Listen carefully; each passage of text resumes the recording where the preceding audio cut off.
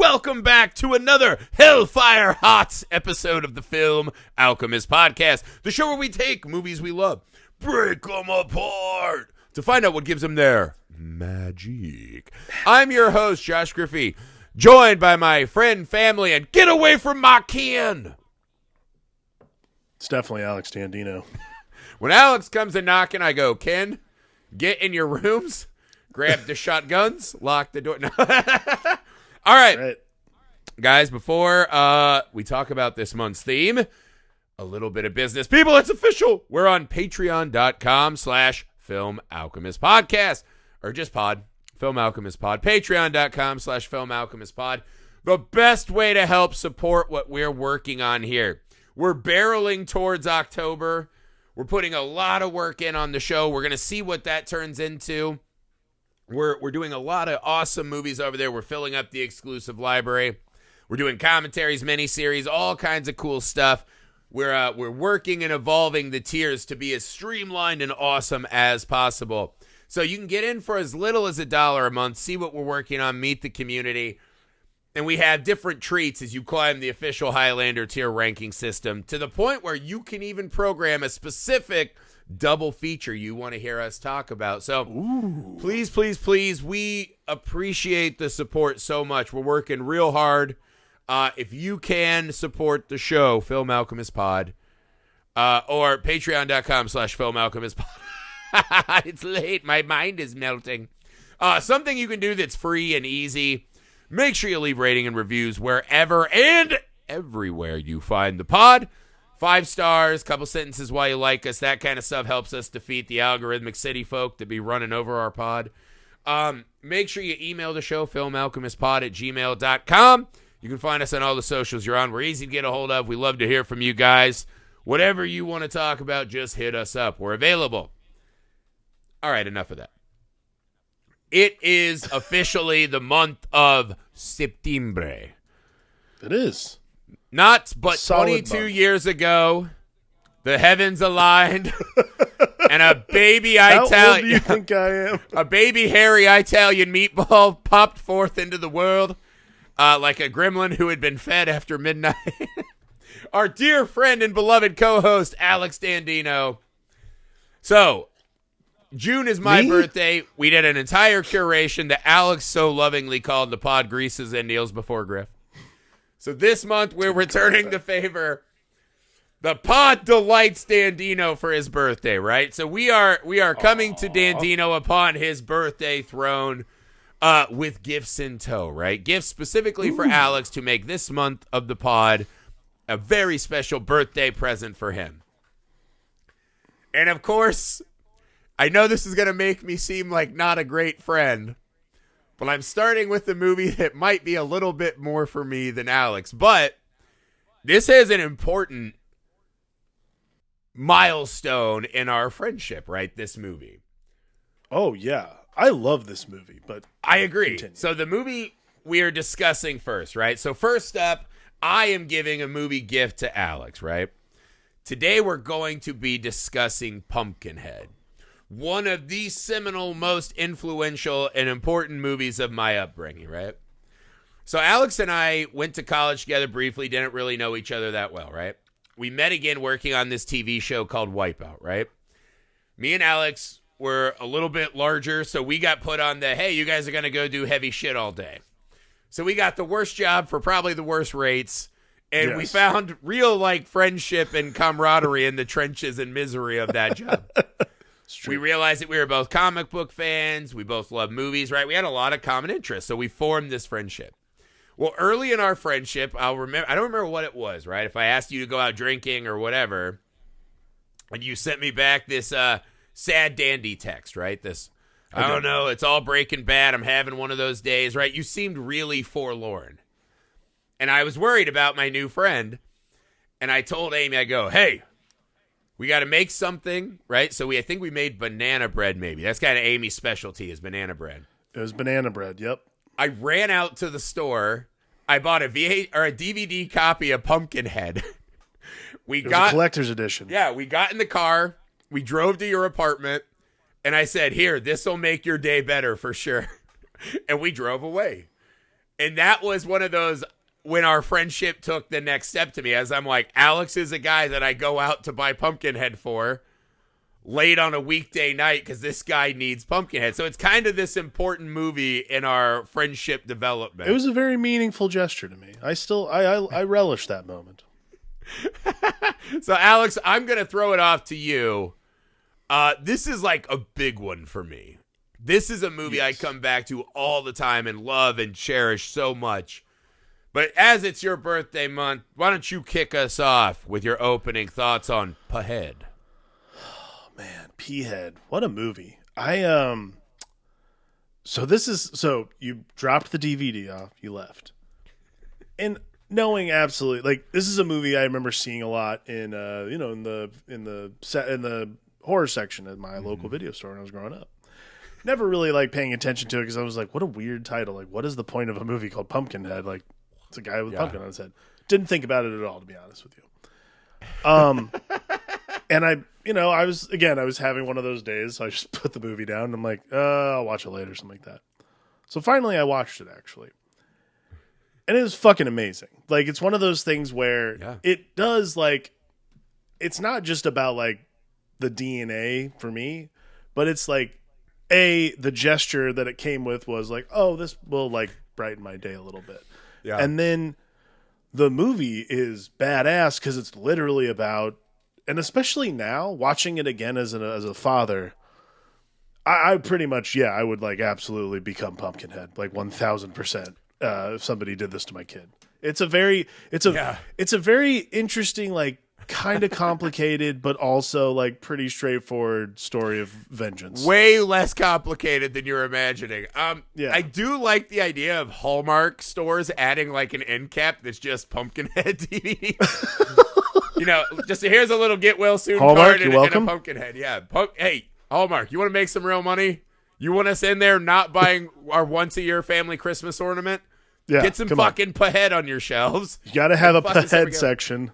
Yeah, so this was one of those movies. I had a really weird experience today watching this again. I watch this movie pretty often. Obviously, like most people my age, Stan Winston had a massive impact on my life, right? Yours too, I'm sure. Right. This makeup creature effect, like God, right? He actually directs this movie, right? Which is really cool. I don't know. This Directorial might be debut. Is this the only movie he directed? I think this is the only movie he ever directed. Yeah. This was he wrote the story for it, like, but I'm pretty sure this is the only one he ever directed. Yeah. And that's so we talked about my derelict father many times, right? And my dad's theory was he would just go rent movies at the video store every other Friday when he got us. He would rent the shit he wanted to watch, and then he would drop us off at our grandparents who'd go to bed with, like, the sun. So me and my brother would stay up, maybe like 4 and 5 years old, and watch Joe Bob's TNT Monster Vision and whatever the fuck they'd show there, or my dad would rent tapes. Almost always into a T, they were wildly inappropriate for 4 and 5-year-old kids. And I'll never forget, because we were at this house somewhere in Indianapolis. I don't know who it was, if it was someone he was shacking up with, if it was like a softball buddy. It's one of those days where you're like, the grown-ups are not okay. Something's happening here. I don't know what it is. My parents were very young when they had me. But to this day, I always remember the house I watched it. I remember how scared I was, the front porch I sat in quaking and crying. But I'll never forget my dad's like, come over here, boy. It's time to watch Pumpkinhead. Like, it was like this important moment. Really? Yeah. And I was maybe 5 years old. So today I turned it on to get ready for research. My son Hunter is 7. And he's trying to dabble. So, like, we did Animal Attacks. He really wanted to watch those. He's, like, trying to watch, like, all the great Animal Attack movies. Right. And he's like, I can do Pumpkinhead. And I was like, I don't know, man. Like, I thought this was pretty scary when I was a kid. He's like, I can do it. So today I was like, maybe I'm a bad dad. Maybe it runs in our genetics. I don't know. But I was like, you're watching Pumpkinhead with me. And I will report my son loved it. We haven't gotten through our first night yet, so I don't know if it will lead to waking nightmares. Sure. But the movie ended, and my son just goes, that was a great film.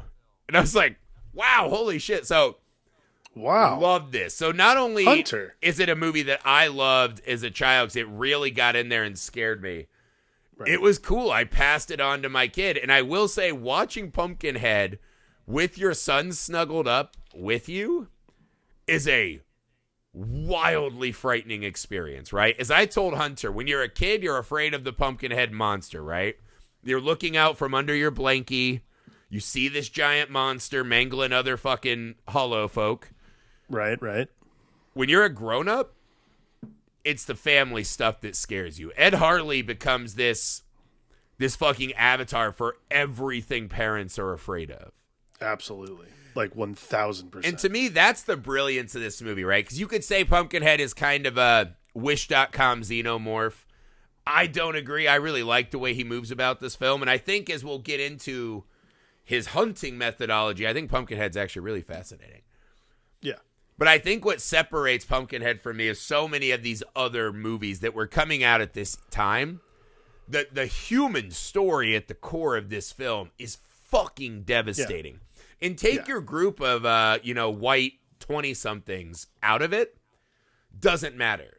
Because the story of this man and these people who are afraid of this monster but also being stepped on by the outside world, I mean, it just has everything. The kids who should be the core of a movie like this, it kind of plays like a Friday the 13th movie. Sexy kids are going to go get slaughtered, right? Right, right. They have no value to this movie except for to be corpses. And it's still just a fucking powerhouse of a ride the entire runtime.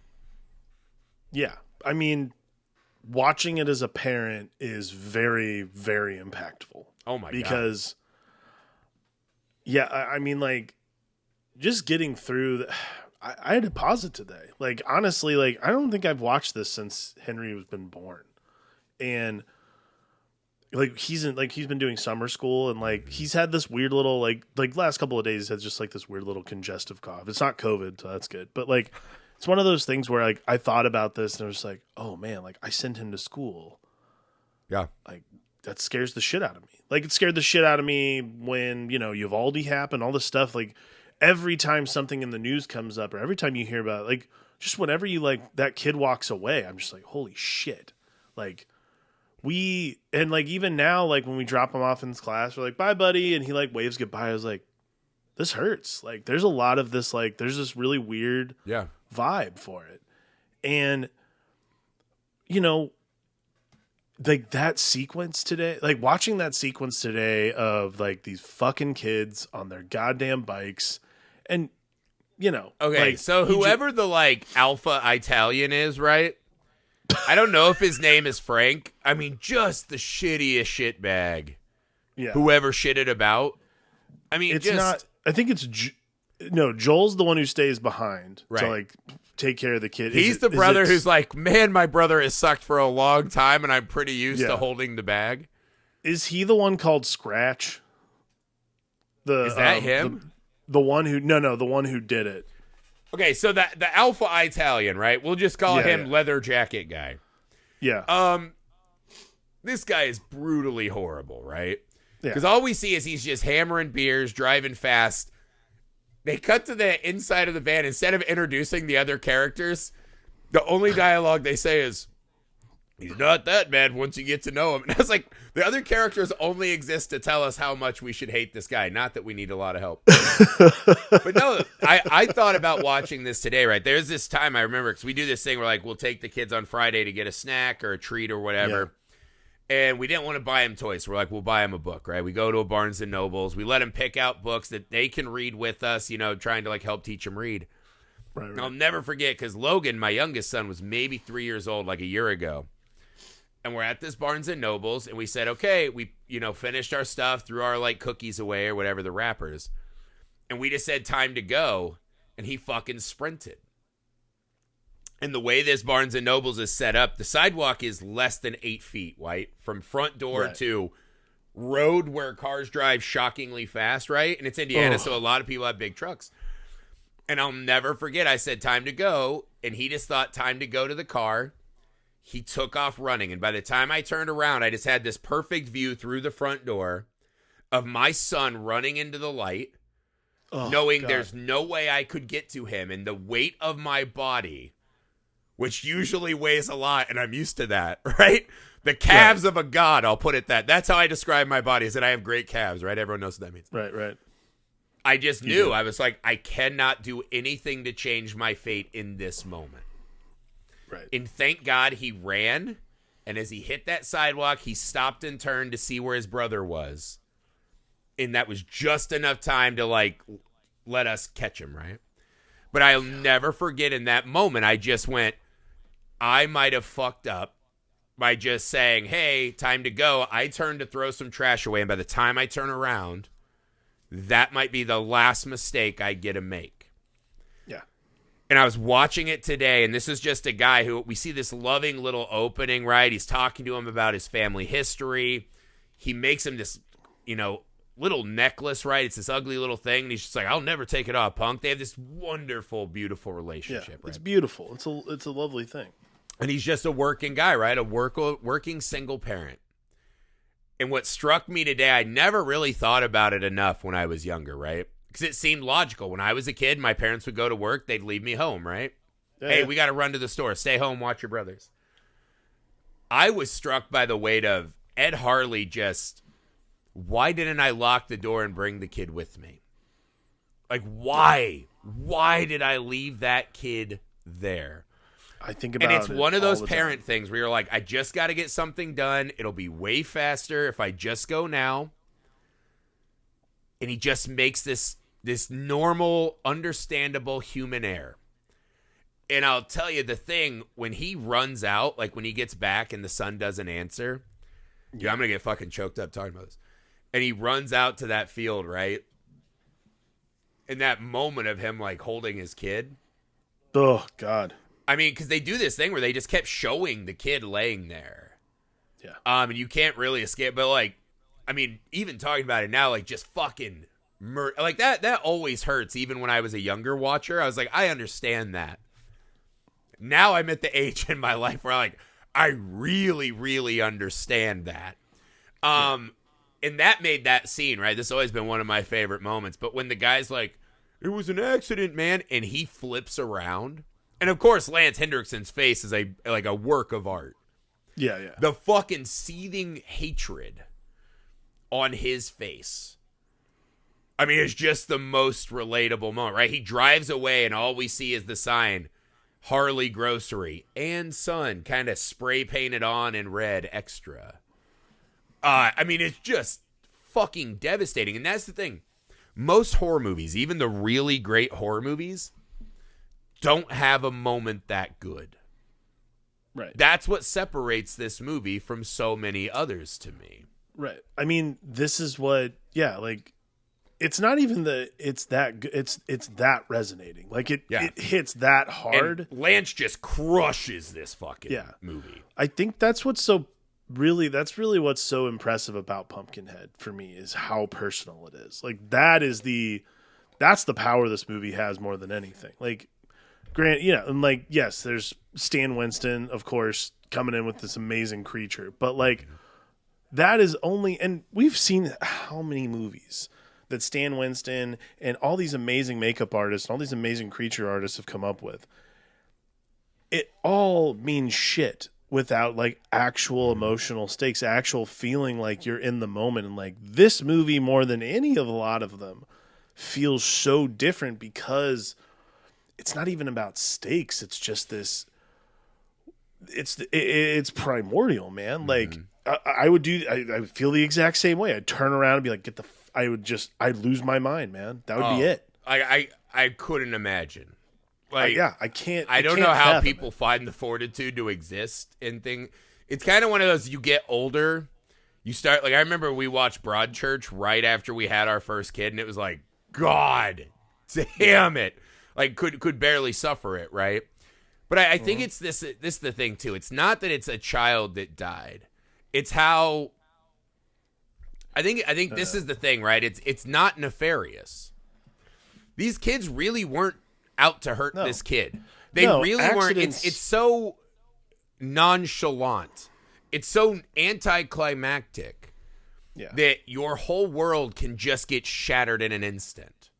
And I think that's the thing that makes it so fucking powerful. I think what it is it's not this vicious taking of a life. Like what it is it's by divine providence, by just an accident, something is taken from you that shouldn't have been. That is like, it's, I think to me what it is, and this is the thing that hit me today, was like the cosmic cruelty. Yes.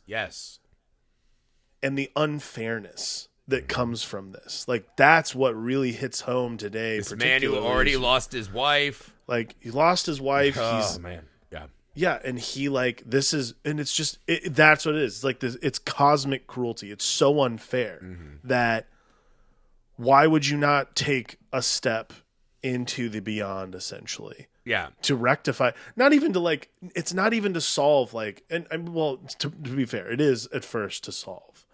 But when you see this other avenue to, like, not once the solve, like, you can't resurrect dead. Like the witch, that's what the witch. He takes the boy to the witch. You can't resurrect something dead. When you realize that, like, all of it's gone, all you have left is just like that hole where your heart's supposed to be. Like, what else is there but vengeance? What's that phrase about children? It's like one of those Hobby Lobby cliches. You're like, ugh, gross. But you're like, all right, it is kind of true, right? Yeah, it's all about wall art. When you have a child, it's, like watching your heart walk around outside of your body. Yeah. And I mean, sometimes those stupid fucking cliches are there for a reason, because people can relate to that. It is, of course. You live your whole life for one thing, right? You're like, this is my shit, right? And I think I'm one of those parents that has a pretty good, like, don't live your life vicariously through your kids. Don't put it on them. Like, you'll do what I didn't do. Right. But there is just this, like, just parts of me exist now that, like, I can't fathom not having. Yeah, totally. And when he goes and sees Wallace, right? And Wallace is like, she can't do nothing but take you straight to hell, right? Go home and bury your boy. Right. There is this moment, right? Because when he says that to Ed Harley, you can see in his face, he's like, she would have to meet me in hell. I'm already there. It's over for me, man. Right. And there's this sense of, hopefully very few of us have ever felt such an insane amount of grief, where you're just like, my heart and body physically cannot hold all this. I want to splash this out on everyone who deserves it, right? And again, they show that Alpha Italian guy was like hammering beers. He'd already hit another girl with a car. Yeah, he has like a prior. Yeah, he beats this guy up with a log and locks him in the closet. They're really doing a lot to try to show us this guy's the worst. Yeah. But again, it was truly just an unfair moment.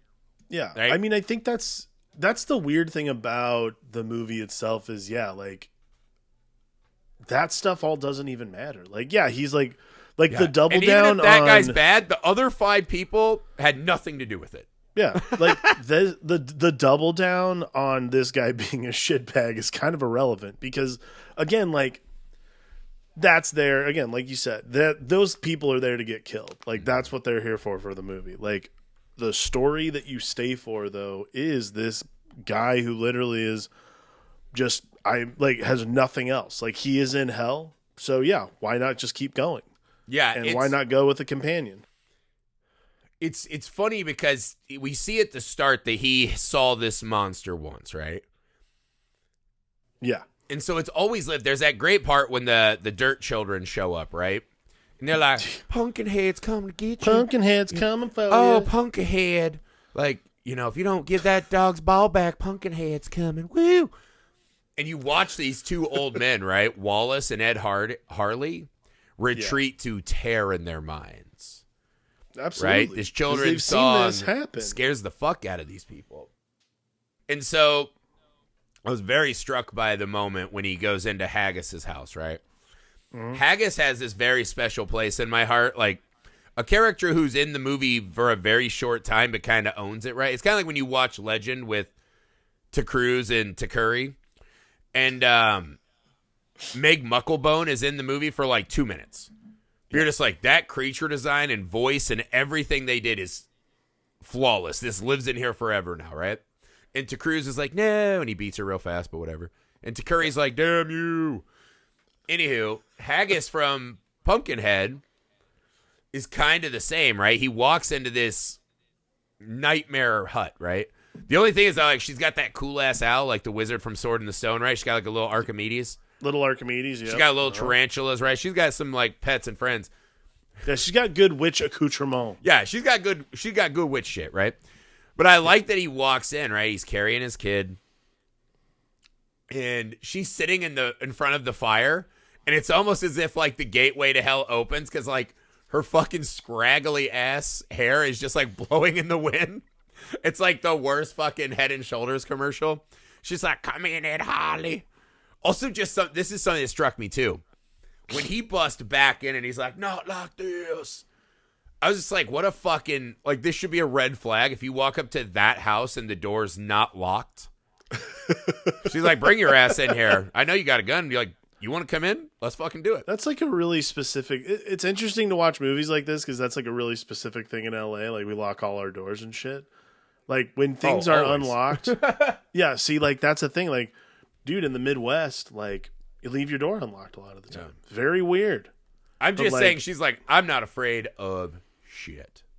Well, what should she be afraid of? She can summon P-head. Yeah, no, it's this moment though, right? Because there's this really scary moment in that, right? Yeah. Where he's losing it, and she's just like, "Say it, Ed Harley, say it." And he's like, "You can summon this thing, I know." And she's like, "This exacts a hefty price," whatever she says, right? Yep. And he's just decided he's in this mode where he's like, "I don't give a fuck," you right? Like you do whatever. He's like, "I'm gonna do it, right? What you asked for has got a powerful price." And he just like, "I'll do whatever." There's this moment when she says, "Go to this, Razorback Holla. You'll know it. People used to bury their kin they was ashamed of there, whatever." Right.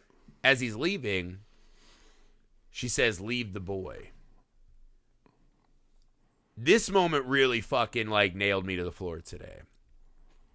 Because there's this moment where he stops and he's just like, "Wait, what? Like I have to bring him with me, right?" He still wants him with him, right? Even though we saw the moment in the house where he's holding the son, the light is just pouring in through the window. It's a beautiful shot, and he just leans back and he's crushed in half, right? But he still wants to bring this body with him to go get Pumpkinhead's body, right? And when she says, "Leave the boy," he freezes. Who knows what the fuck she did with that boy when he wasn't there, but this was his moment to say, "Wait a second. This isn't about him," right? It's a literal moment where she says, "Is this about the boy? Right. Or is this about just hate and vengeance?" And he fucking chooses poorly, right? He even gets in the car at one point and he sees the ghost of his son pop up. Oh my God. What you done, Daddy? What you done, Daddy? Jesus Christ.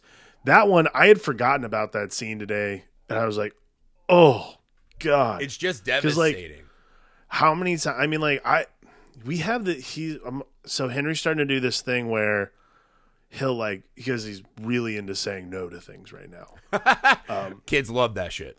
Like, and like, not only that, like they've also been at school because Henry's speech delayed. So like he has a lot of this, like has a lot of pent up frustration just because like he can't talk a lot of the time.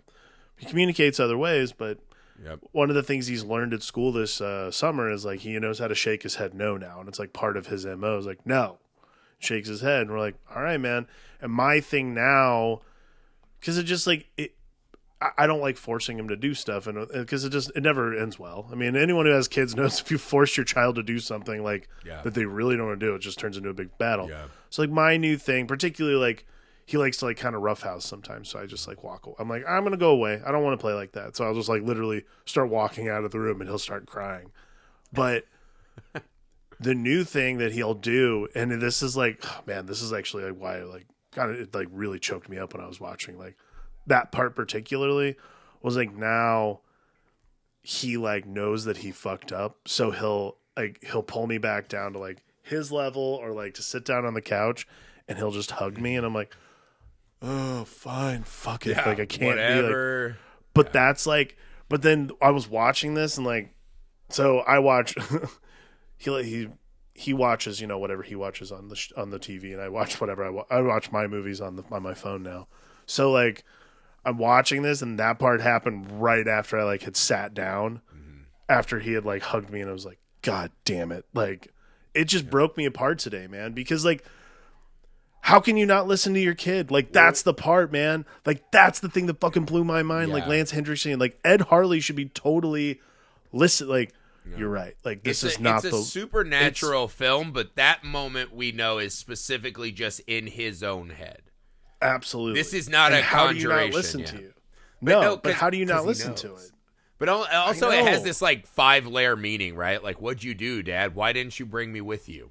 What'd you do, Dad? Why'd you fucking leave me with the witch? What'd you do, Dad? Why are you summoning you're right. Pumpkinhead, There's this. right? There's like so many other layers to it. But just that question, right? What have you done, Dad? You're like, that's like, as a dad, I'm just like, fuck. Like, there are just moments where you're like, I hate to break this to you, kid. I'm a shit for brains. Like, I've been alive a long time, and I'm still fucking trying my best, but I'm a shit for brains, right? Like, I'm dumb. Yeah, absolutely. The structural stability of this ship is much less than you've been led to believe, and it's fucking horrible, right? And so, yeah, we see him go dig up the fucking corpse and the maggots and this and that. And we get this thing. This is actually one of the things that I was going to get to in a minute, but she talks about for every devil that man has, there's a demon.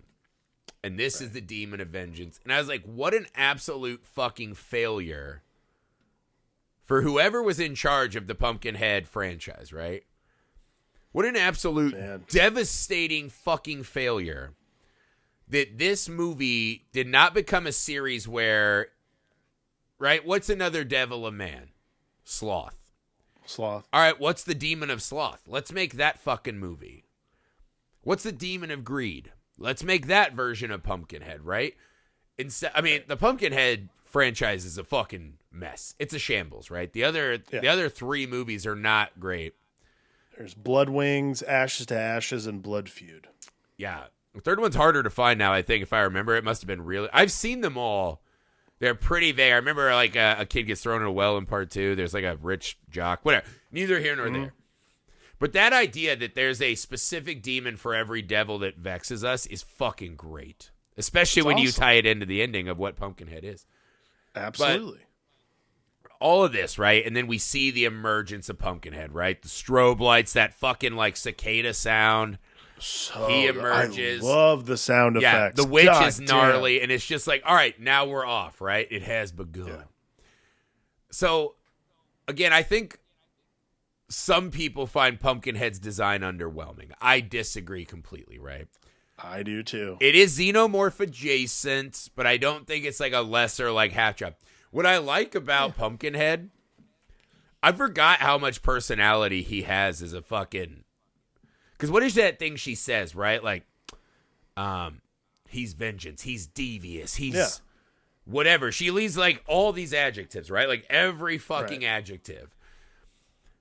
I love watching Pumpkinhead assault these teens, right? And just the nature of the suit, like it's not high action all the time. I was struck by how he fucking plays with his terror. This isn't vengeance, right? This isn't John Wick where it's like, you killed my dog, I'm going to come in and do some fucking guns and Krav Maga, and we'll settle the score, right? Right. This is about torture and pain and suffering and misery. Like the scene when he grabs the Christian girl, right, and drags her up to the roof, and he mockingly cuts a cross into her forehead, right? He grabs the girlfriend, he's rubbing her face all over the window like, come out and play, to scare the shit out of Alpha Italian guy, man, right? Joel is his name. I kind of like Alpha Italian better. I think Alpha Italian's fine. I like the playfulness and the fear of Pumpkinhead, right? There's that scene when they come to get their cars, right? And he's fucked their cars up, and he's just like swinging a motorcycle chain. Yeah. So like, motherfucker knows engineering. But like, I mean, like that. Yeah. What do you make of Pumpkinhead as the deliverance of vengeance? I mean, it's that kind of like spirit. Like, it's not a comedy beat. It is just like it's the taunting thing. Like for me, Pumpkinhead's an awesome. What I like about Pumpkinhead, particularly, is the toll that it actually takes. Is that you have to, like, the vengeance that you seek, the vengeance that you accomplish, takes a piece of you every time back to into Pumpkinhead. Like that's what ends up happening in the movie. Like I love I again, like I can't say enough about the creature work. Like yeah, like it's a little cumbersome sometimes, like that scene, but even though it is that, like that scene where he's walking through the like hollowed out church, god damn, dude. They really are just like, we don't care if the lights are natural. No, Just it's boom, I mean it's big fucking ass spotlights perfect. Like, pouring it's through so the crowd. awesome. Just that whole like, scene, right? Because it's like, maybe it's a holy place. It'll stop him there. He's like, Yeah. fuck you. I'll tell you Fuck the one off. that got me. I love him rubbing her face on the window, the cross. Those are all great. When he's sitting in the tree, and Alpha Italian and fucking Vesti roll up, and they're just like, no. And he's just got the girlfriend holding her, just perched in a tree. You're like, was he up there for 10 minutes, 30 minutes, whatever? And he's just like, oh, yeah, here they are. And he drops her and shatters her on that rock. And so we see Alpha Italian just crumble, right? His brother's dead. His girl just got shattered on the rock. Right. They did that moment where he's like, I've been a fuck up my whole life, but no more. This is the last one. I'm like, oh, yeah, I'm sure she hasn't heard that. Oh, yeah. Yeah. That's like me. Sure, I've quit drinking and smoking like 20,000 times in my life. Like, sure, fucking greaseball. We believe you. But Pumpkinhead just sitting there waiting. Like, I'm not here to kill her for vengeance. And this is the other thing I was getting at. It kind of really crystallized for me today. He's not killing the other teens at the start even because they're bad. It's because they're attached to Greaseball. Yeah. And he's got to pay. That doesn't pan out at the end because Greaseball's like there's two left after him. But that's how it felt, right? That he was picking his order precisely. Yeah, I mean, to me... Yeah, I mean, like, my favorite aspect is still just, like, that it's slowly chipping away at Ed, and they're, like, slowly merging into each other. So let's talk about this, right? So we obviously know the final shot of the movie is just devastating. When she puts little fucking hairy corpse in the ground. Absolutely shriveled Ed Harley corpse. Yeah, but it has that little hair, and you're like, what the fuck? And then he lays it in, and the little necklace is there, right? Mm-hmm. The last little bit of human on him is that little necklace, right? That's it. He is now the next Pumpkinhead. And whoever this Pumpkinhead was probably the poor bastard from before, whatever. Right. It's the one thing about this movie that kind of chaps my ass. It's a good parable, right? In the classic, like, Grimm's fairy tale, right? Like, be careful going down the road eventually. Be careful. I mean, be careful what you wish for. Yeah. I think it kind of fucking sucks that the guy that gets his fucking son run over is like, oh, I'll learn the lesson. My bad. I'll fucking learn the lesson.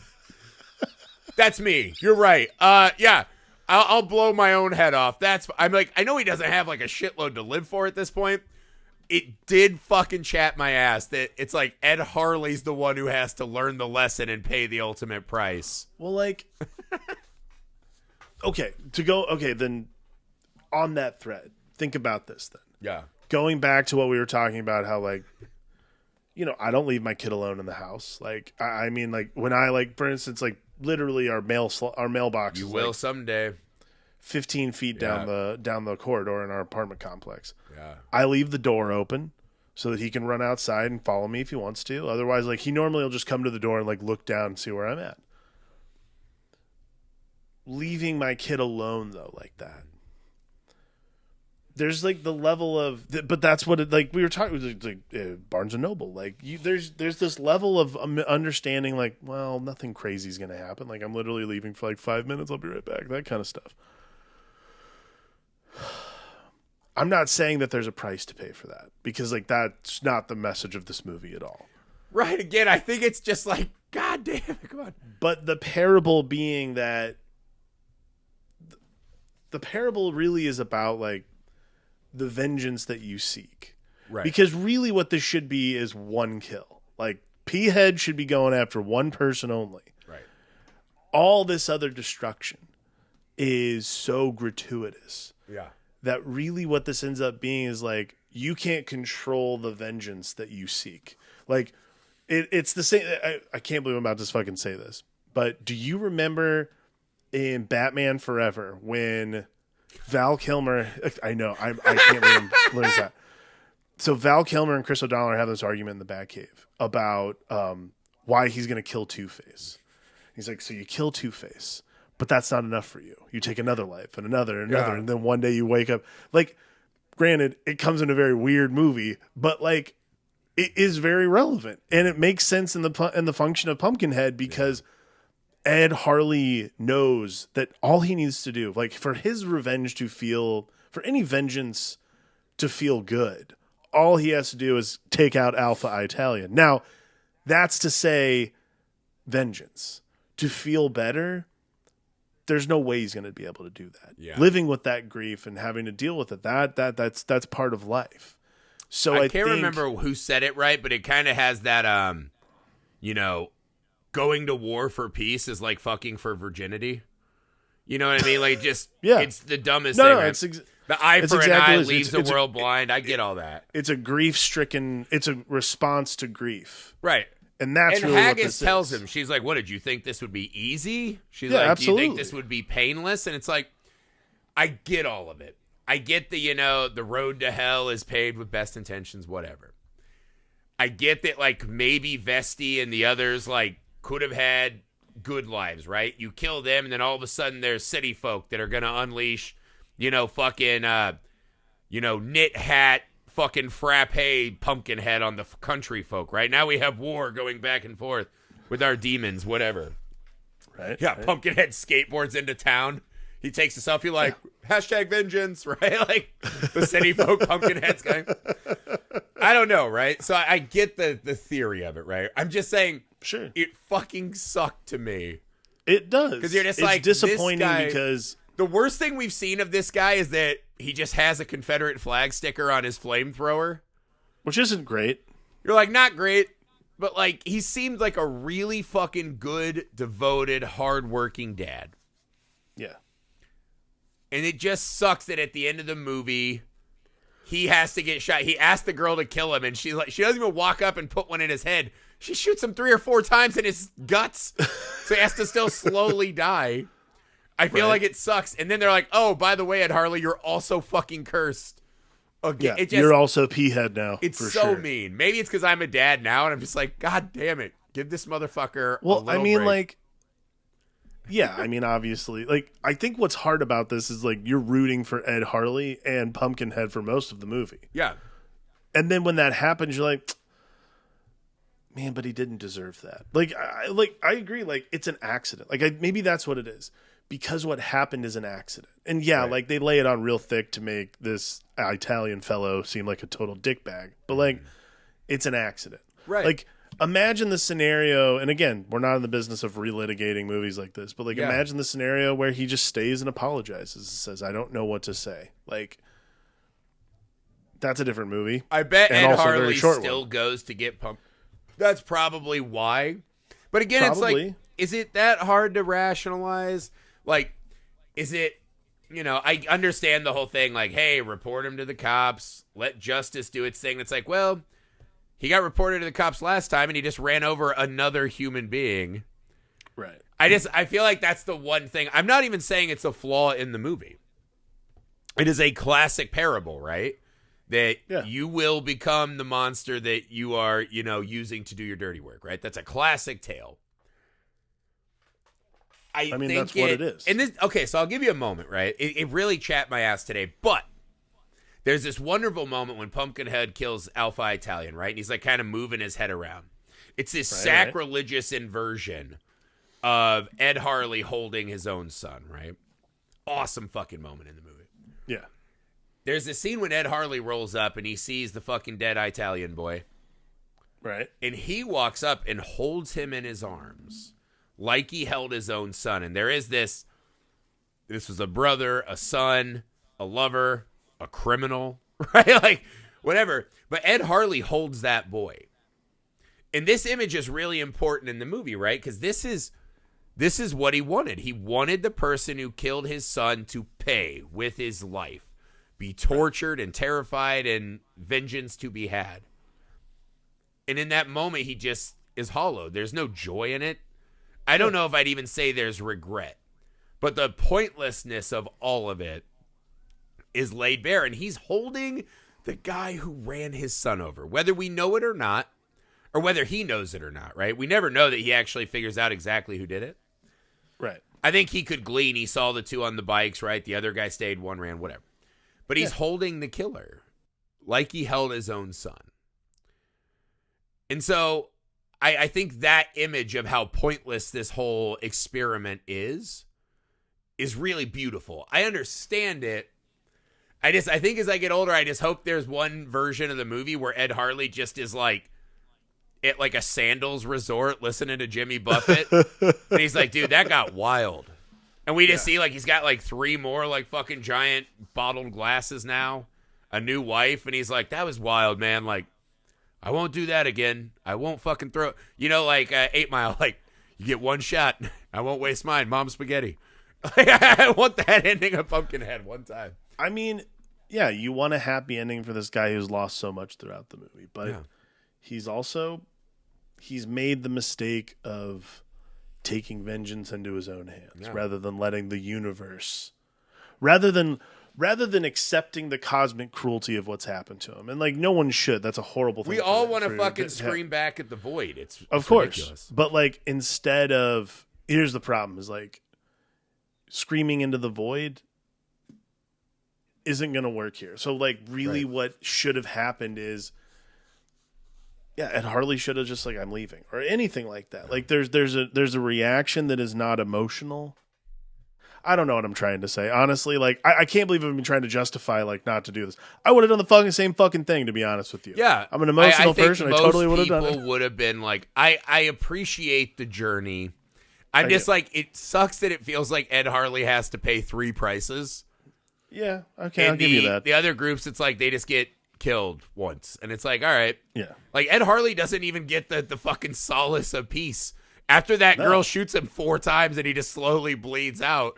Now he has to fucking go to the papatch and just wait to be the fucking. Now he has to become the next P-head. Yeah, it sucks, man. Now Haggis is gonna be like fucking fiddling with him all the time. It's a bummer, man. But that scene when he turns around and he's got Pumpkinhead's eyes and Pumpkinhead is starting to have the Hendrix. Yeah, dude. It's just awesome, man. But let me ask you this: why does he fucking step in? Why not just write it out? You mean what? Why does Ed Harley not let it ride out and then he can do whatever he wants with himself, right? Why does he decide I need to stop this fucking thing? Because this is the other thing. So let me kind of set this up while you ponder. We've seen like 4 times in the movie, if you come to ask for help against Pumpkinhead, right? You're marked. These people all turn you away, right? So this creature not only makes us monsters ourselves, it makes our friends and neighbors cowardly monsters, right? Right. It's like that Chris Rock joke, right? If you make every bullet $1,000, when someone gets shot, you'll go, well, he probably was really asking for it. That guy deserved it, yeah. Yeah, and that's what kind of how they treat Pumpkinhead. But, the one guy's banging on the door. He's like, what kind of Christians are you? Anywho, we jump down the road. We literally, they're willing to shoot people just to be like, Pumpkinhead, I'm on your side. Neither here nor there. Why does Ed Harley, after he feels it once or twice, right? Why does he decide to step in, right? He's literally burying his son, talking to his wife's tombstone. They killed our son, and now they're going to pay. You're asking why does he decide Why to do this? does he decide to battle Pumpkinhead instead of just letting it run its course? I mean, to me, that's like the battle for your soul. Like, that would be always my thing. Is like, you've realized the error of your ways, that you realize what's about to happen. You realize that, like, not only are you going to lose yourself, you're going to lose your ability. The thing that makes you unique, the thing that made you a dad, made you a parent, made the memory of your child live in there will go away. You'll just become this agent of vengeance lying in wait. So rather than getting to live with those memories, live with those feelings, you become the thing that takes that vengeance rather than the thing that holds that and holds it dear. Yeah. Like that, I think, is probably the way I'd put that. You are a monster your own son would have recoiled from. Yeah. Totally. Absolutely. I do wonder about this beat. Because it does. I wonder if there's a moment where the amount of pain that he's feeling, right? When he realizes that other innocent people, and I wonder if he knows through Pumpkinhead's eyes, right? Through their, symbiotic relationship. If he knows that when the girl got the cross cut in her head, that she wasn't innocent, that this thing is just mocking and torturing her, that she wasn't the one that ran him over, right? So maybe there's something about, oh my God, I have done to another family what was done with me on this kind of pointless quest. Yeah, I mean, you go back to the beginning of the movie when that guy's banging on the door like, let me in. Help him, Daddy. Right. So that's what it is. It's the opposite of that moment. It's the redemption of that moment particular. Yeah, because he goes, I'm going to send it back to whatever hell it come from. Right. He's redeeming his family. He's redeeming his family's past for not being helpful, not being a good neighbor, so to speak. Again, Ed Harley's got to fucking keep learning the lessons. I know, and Ed Harley now, but no, it's not even that. Ed Harley's done learning the lesson. Like when you think about it, really what this is the saddest thing about that ending where he's buried with that necklace. Yeah. Is that when he's called upon for a moment of vengeance, he won't remember what that is because that's not him anymore. That's really the saddest thing about Ed Harley is like all these memories. He all these has things to keep suffering and learning while the blonde girl's like, what have you learned?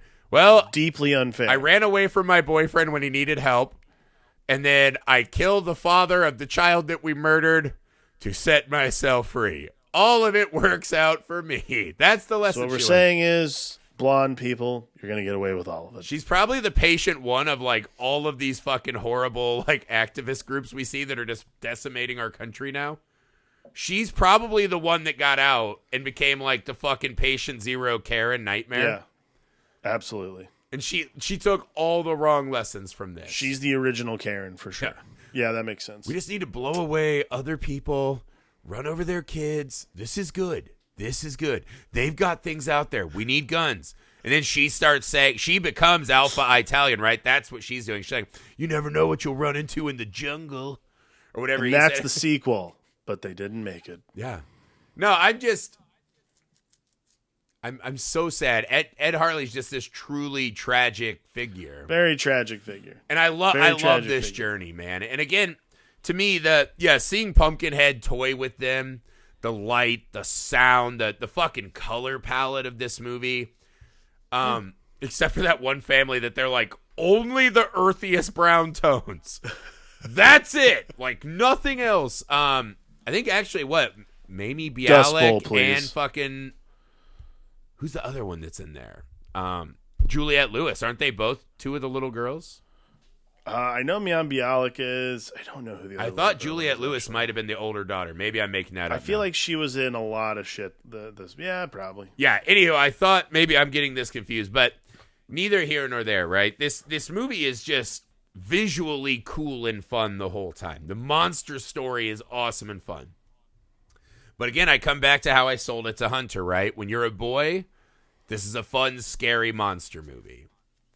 Right. When you're a grown-up, this is the deepest, darkest fear that lives on the very surface. This isn't like a deep, repressed fear I have. No, right? This is one that lives right under the skin. My two fears, right? I am terrified of heights, and I'm very claustrophobic. Those are truly the like two fears I have. But rarely do those come into play for me, right? I just don't do roller coasters, right? When I have to fly, I just take Tylenol PMs and go to sleep. Like, you learn how to deal with it because they're not there all the time. Right. This is one of those fears, right? Like, that I can't protect the things that matter to me. I can't be who they need me to be. I will fail. That lives, like, right below this fucking hair helmet I have. Like, that's right there all the time. And I think that, like, you just give us this awesome, cool monster movie, but you add that thing where as I'm watching it, everything that monster does becomes more impactful because of how much my heart is sunk into this story. Right. I think Pumpkinhead works because the true fear is palpable. It's not the fear of this other thing. It's the fear of our own retribution. As Ed Harley has formed this symbiotic relationship with Pumpkinhead, we form it with him out of just pure empathy. Absolutely. Just pure misery and sadness that this guy is doing this. And everything he does is totally understandable, right? And we all might make that choice, right or wrong. I'll say this one last thing going out, because this is a seminal thing for me. Like, I saw it way young, and I'm not saying my dad was a good dad. I'm not saying I was a good dad for showing it to Hunter, but something about it just lit my mind on fire when I was young, and I feel like it gets better every time I watch it. The amount of people I know that just talk about this movie like it's a throw, like this movie's like Rawhead Rex or some shit, where it's just another movie with like a kind of cool monster, and it's like, it's like a 2.5 out of 5. The people who say that, I don't really know how to get on the same plane with them. You know what I mean? Like, when you can just watch this movie and not get more than the generic monster movie that was coming out constantly in this time, I think that's fucking sad, man. I think this is one of my truly favorite horror films that's ever been made. Yeah, I mean, I think this is a very unique movie, because not in the way, like, it takes from all the best pieces of a lot of the movies that it's from, but like, truly, it's a very human story. And I think that's what makes great horror movies, but that's what makes this one particularly great, because it's just a simple misgiving of revenge. Like, that's really that's the end of that's really what it is. Just that dirt landing on the necklace his son made for him in love, and just, nope, that's not a thing. I mean, goddamn, man. I do wonder, did I just give this to you on your bad day? Because I'm like, could be worse. Cheer up. Right? Like, you think you're having a bad day. Enjoy the tale of Ed Harley. I think you gave me this because this is it's obviously a comfort movie for you. And I think that every time I have them fairly often. I have pretty bad bouts of depression. Yep. When it happens, generally when we talk, I do feel better. So for me, Pumpkinhead is a safe refuge. Yeah, man, this was one of the, like, we're going to be better than acquaintance moments for us. It is. Like, this was one of those, like, now it matters to us when the other guy's having a bad day, right? Like, I know a lot of people, like, I'll talk to or hang out with. Very few people I'm like, drop what you're doing. We got to make banana bread and buy pea head and, like, do a delivery. And so that moment might have led to all of this, man. So that's my gift to you. Also, being a shitbag, that's also kind of a gift to me as well. I actually can't believe we've never done Pumpkinhead in over 400 episodes. I'm happy we've waited, to be honest. If I made a list of, like, the top 25 movies the day we started this podcast, this would have been in the top 10. Oh, it absolutely was. I remember it's kind this of funny one because this, Highlander, and Hellraiser are, like, all happening right now. All would have been in the top 5 or 10. Man, it's time. It's time. It's time we kill our darlings. But yeah, so this month, in honor of our friend Alex's birthday, the pod delights Dandino. So I got to do a little more research and dig up important gems for Alex's timeline to delight him. So stay tuned for that. If you want more of our awesome content, go to patreon.com/filmalchemistpod. We have a huge Patreon exclusive library, all kinds of fun shows, commentaries, mini-series coming. So we got a lot of fun stuff, especially leading into October, man. You're going to want all the spookies. A lot of that's going to be on Patreon. So patreon.com/filmalchemistpod. Any support you can offer, even just $1 a month, right? Set it and forget it. I swear that means the world to us, and we'll make it worth your time and while. So absolutely. Leave the rating and reviews where. Also, it's a gift to Alex, man. It's a gift to Alex. Leave the rating and review wherever you find the show, everywhere you find the show. Feel free to email us, filmalchemistpod@gmail.com. We're on all the socials you're on. We're easy to get a hold of. That's it, man. This month, we're delighting Dandy. So many more treats ahead. For the Film Alchemist, I'm Josh Griffey. I'm Alex Dandino.